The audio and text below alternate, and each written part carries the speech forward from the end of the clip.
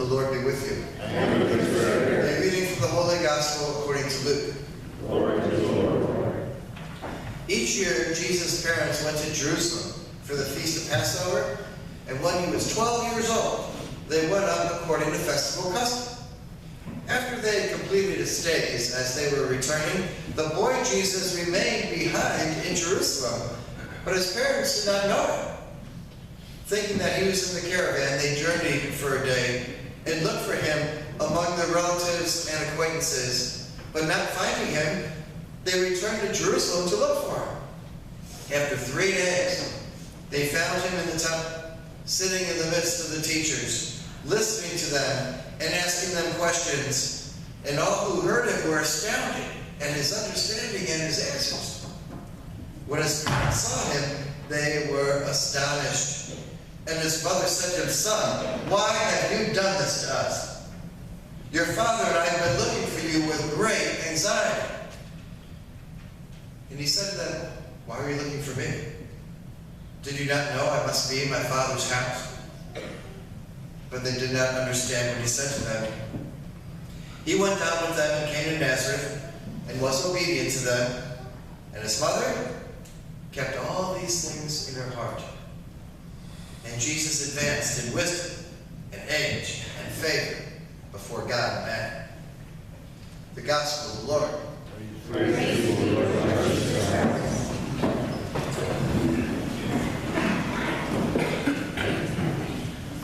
So I see you've made it all through Christmas.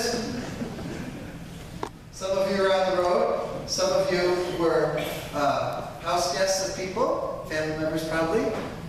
Others of you were hosts and hostesses of house guests in your home.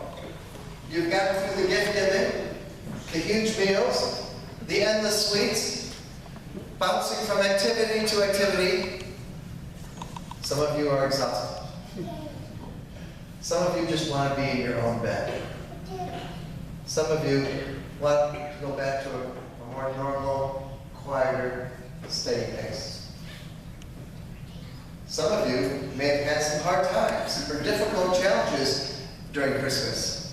Because when you're with your family, sometimes it brings great memories, and sometimes it might conjure up some old hurts, some old wounds that resurface. And so you struggle, and you're a little anxious, you're a little bit on edge.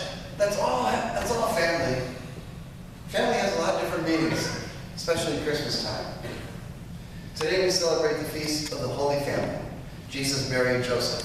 We celebrate this family that, like ours, as you heard in the gospel today, they're not perfect. All right? They had their struggles too. In the first reading, from the beginning of the first book of Samuel, Hannah and her husband Elkanah, they've been wanting for years and praying for years and years and years to have a kid. You got to remember back then, in biblical times, children meant everything. All right? If you didn't have kids, you were considered cursed. They're punished by God even. All right? You were looked down on. It was like a social stigma. All right? Because children were your progeny. They're your future. That's the way you pass on yourself to the next generation. And so if you're not having any kids, all right, you've done something really wrong in their eyes. So they're praying and praying for kids, and an angel comes to Hannah and says, "God's heard your prayers. You're going to have a baby, but not just any baby. He's going to be a Nazarite." I don't know if you caught that word or not in the first reading. A Nazarite is someone, when the baby is born, a Nazarite is dedicated or consecrated to God. All right? And what does that mean? Well, it means a few things. One, you never get your hair cut. So if you like long hair, you're good. All right? You can't get your hair cut. You're not allowed to drink any alcohol. All right? And you are consecrated and live in a temple or synagogue. So the angel tells Hannah this, and she is so happy. You know, finally that stigma is gone. And so she gives birth to Samuel, who later will become God's great prophet. Right? Samuel is the one that anoints Saul, the first king of Israel, also anoints David, probably the greatest king in Israel's history. So after he's weaned, all right, what does Hannah do? Takes that baby, takes it to Eli. I don't know good utilized parenting skills were. He was living alone in this little hick town in a little tiny synagogue. He said, here you go.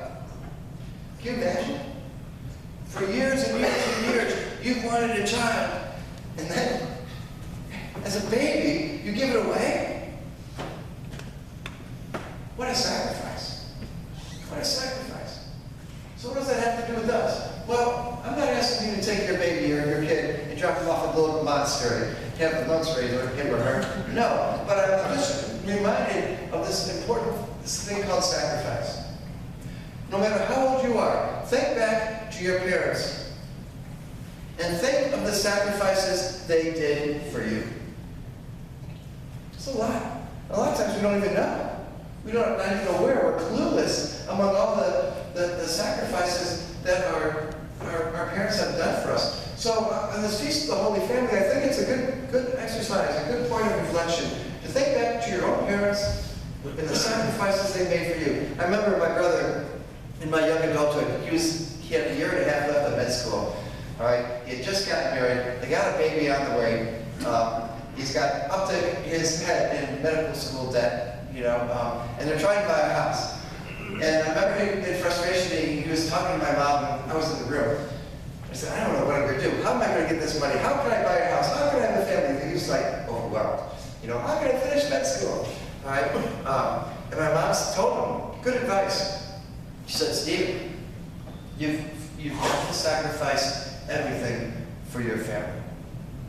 You don't need the best clothes. You don't need to go to the best restaurants. You need to save, and save, and put it down, a good down payment for your house. You sacrifice everything for your kids so that they can have a good life and a good start.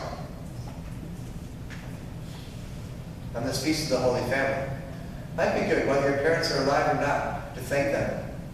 Thank them for the sacrifices they have made to help you become who you are today. Then we go to the gospel, right? We have Jesus and Mary and Joseph going to Jerusalem for the annual holiday, the Passover and everything, and they always traveled by caravan because it was safer. And so the caravan is leaving back to Nazareth after Passover, and the boy Jesus is not there. All right? Nor did he tell his parents that he had other plans. All right? 12 years old.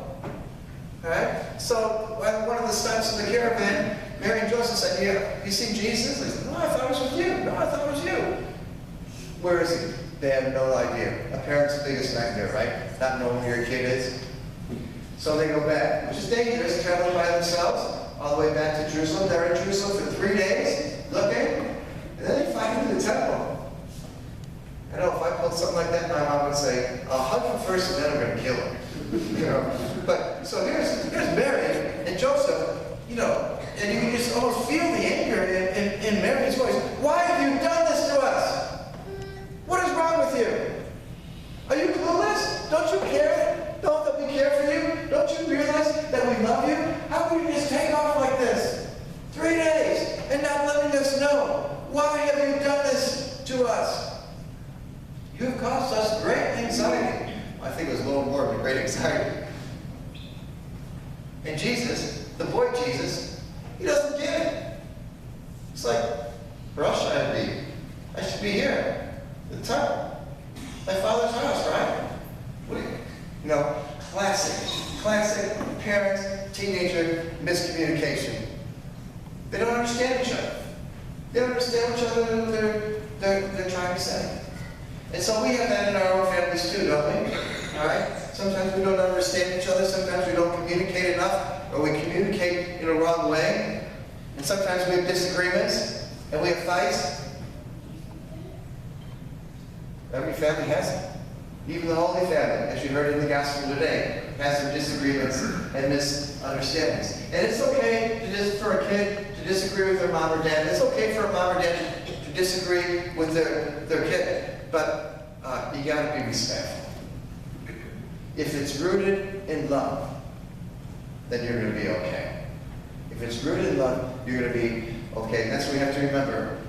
When we have our disagreements, that's life, right? That's just reality.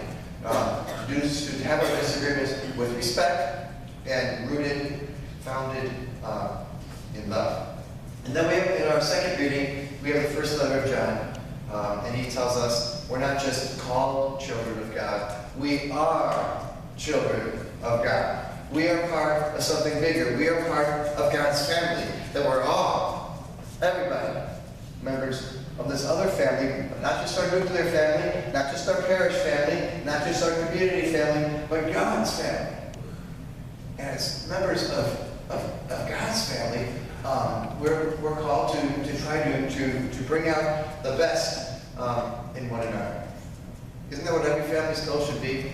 To help our people, our kids, become the best that they're called to be. I want to read you a short little paragraph from Nelson Mandela. I don't know if you remember Nelson Mandela. Some of you might. He was in prison for many, many years speaking against apartheid in South Africa. He's decades in jail. Finally released. Apartheid's gone. He runs for president and he wins. 1994. Right? So at his inauguration day, this is what he said, and I think it's very poignant, and it deals a lot with Holy Family, our families. Our deepest fear is not that we are inadequate. Our deepest fear is that we are powerful beyond measure. It is our light, not our darkness, that frightens us most. We ask ourselves, who am I to be so brilliant, gorgeous, talented, and fabulous? Actually, who are you not to be? You are a child of God. Your playing small does not serve the world. There is nothing enlightening about shrinking so that other people won't feel insecure around you. We were born to make manifest the glory of God within us. It's not just in some of us, it's in everyone. And as we let our own light shine, we unconsciously give other people permission to do the same. As we are liberated from our own fear, our presence automatically liberates others. Isn't that what families are supposed to do? To bring out the best, to encourage, to nurture our families so that we let that light shine.